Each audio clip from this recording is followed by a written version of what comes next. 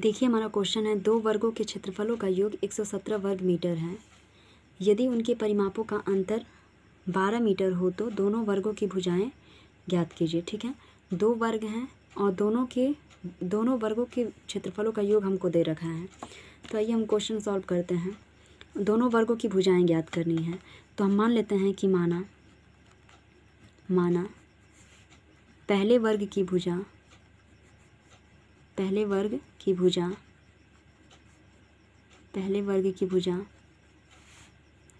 x metre है।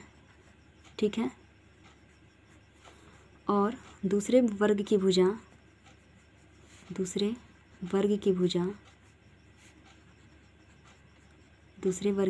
जो है वो y मीटर है। ठीक है, पहले की x मीटर और दूसरे वाले की y मीटर। अब क्या बोला है, दोनों वर्गों के क्षेत्रफलों का, तो हम लिख लेते हैं पहले वर्ग का क्षेत्रफल। तो पहले वर्ग का क्षेत्रफल क्या होता है, वर्ग का क्षेत्रफल होता है भुजा का स्क्वायर। तो भुजा कितना है x, तो यहाँ पे हो गया हमारा x का स्क्वायर मीटर स्क्वायर। ठीक है, तो ये तो पहले वर्ग का क्षेत्रफल हो गया। इसी प्रकार हमारा दूसरे वर्ग का क्षेत्रफल कितना हो जाएगा, दूसरे वर्ग का क्षेत्रफल हमारा हो जाएगा y स्क्वायर मीटर स्क्वायर। ठीक है, अब हमसे प्रश्न में क्या कहा गया है, दोनों क्षेत्रफलों का योग। तो यहाँ हम लिख लेते हैं प्रश्नानुसार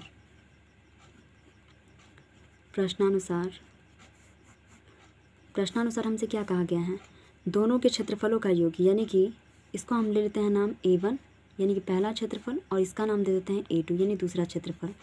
तो A1 प्लस A2 की वैल्यू हमको दे रखा है कितना, 117 वर्ग मीटर।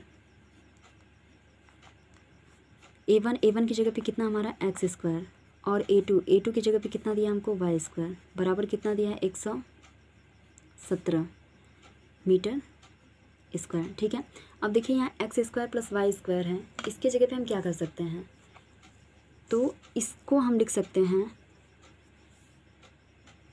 इसको हम कितना लिख सकते हैं, तो इसको हम लिख लेंगे x प्लस वाई का होल स्क्वायर और माइनस का 2xy equals to 117 metre square. समीकरण नंबर 1 देखिए, इसको छोड़ लेते हैं। ठीक है, देखिए हमने x square plus y square को हमने इतना लिखा। ठीक है, क्योंकि जब इसे हम होल स्क्वायर को तोड़ेंगे, सॉल्व करेंगे x प्लस वाई का होल स्क्वायर, तो हमको इतना ही मिल जाएगा। ठीक है, तो हमने इसके जगह पे, यानी कि जो ये वैल्यू है इसके जगह पे हमने इतना मान रखा है। ठीक है, ये वाला। अब आते हैं, हम देखते हैं आगे क्या कहा है। तो आगे देखिए हमसे क्वेश्चन में कहा गया है कि यदि उनके परिमापों का अंतर 12 मीटर हो। ठीक है, तो हम लिख लेते हैं पहले वर्ग का परिमाप, तो पहले वर्ग का परिमाप क्या होगा, तो वर्ग का परिमाप क्या होता है, पहले 4 गुणे भुजा होता है। ठीक है, ये होता है वर्ग का परिमाप। तो पहले वर्ग का बोला है तो परिमाप, पहला भुजा कितना है x, तो ये कितना हो जाएगा 4x यानी कि 4x। अब आते हैं हम दूसरे वर्ग का। इसी प्रकार से दूसरे वर्ग का परिमाप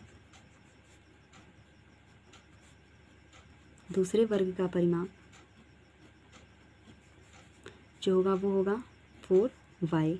अब फिर हम कर लेते हैं पुनः प्रश्नानुसार।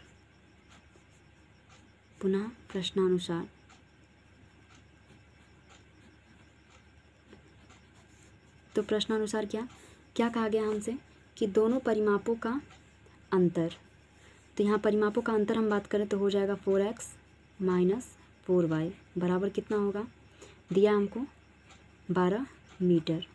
अब यहाँ से हम 4 कॉमन कर लेंगे, तो जैसे हम 4 कॉमन करेंगे तो यहाँ x minus y equals to हो जाएगा 12। तो x माइनस वाई की वैल्यू कितनी हो जाएगी 3, समीकरण नंबर 2। ठीक है, तो x माइनस वाई की वैल्यू आ गई हमारी 3, और यहाँ पे हम x माइनस वाई की वैल्यू पुट कर लेते हैं। ठीक है,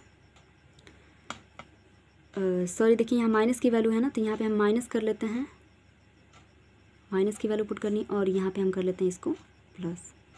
ठीक है, तो देखिए समीकरण एक में x माइनस वाई दिया है और समीकरण 2 में x माइनस वाई की वैल्यू यहाँ 3 दे रखा है। तो यहाँ पे हम समीकरण 2 की वैल्यू जो है समीकरण 1 में रख देते हैं, ठीक है। तो यहाँ हम लिख लेते हैं समीकरण 2 से हमें क्या मिला है, x माइनस वाई बराबर 3। इसी को हम रखते हैं समीकरण 1 में। का मान समीकरण 1 में रखने पर,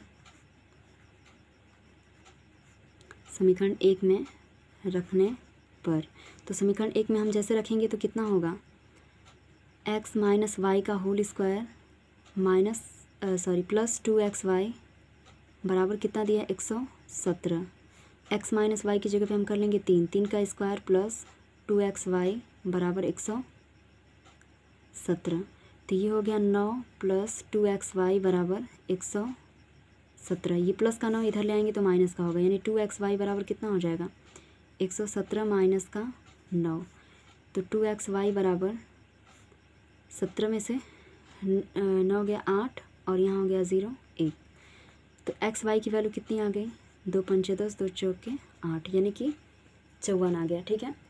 अब हम बात करें वही समीकरण 2 से, अगर हम y को पक्षांतर कर दें तो x के जगह पे कितनी आ जाएगी, इसको हम रखे रहते हैं। यहाँ से अगर हम वैल्यू उठाएंगे x की, तो x के जगह पे हम क्या लिख सकते हैं, 3 प्लस y, और y पहले से है बराबर 54।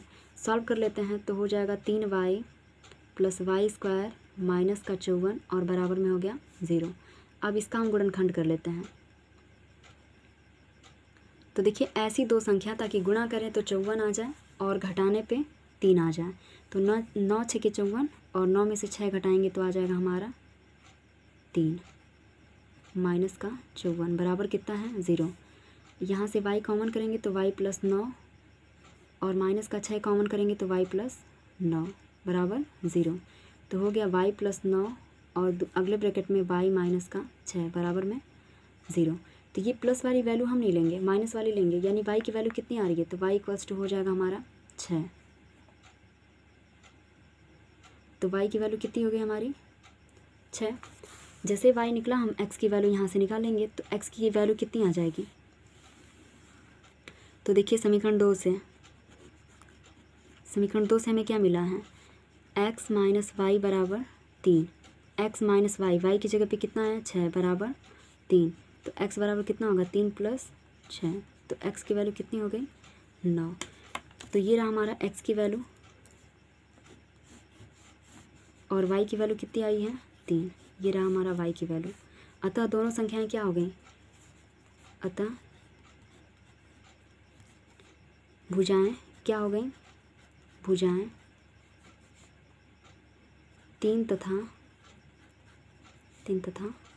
9 है। 9 तथा 3 या 3 तथा 9 है, ठीक है। तो ये रहा हमारा क्वेश्चन सॉल्व हो गया, ठीक है। बहुत ही इंपॉर्टेंट क्वेश्चन है, एग्ज़ाम में आया हुआ है। Thank you.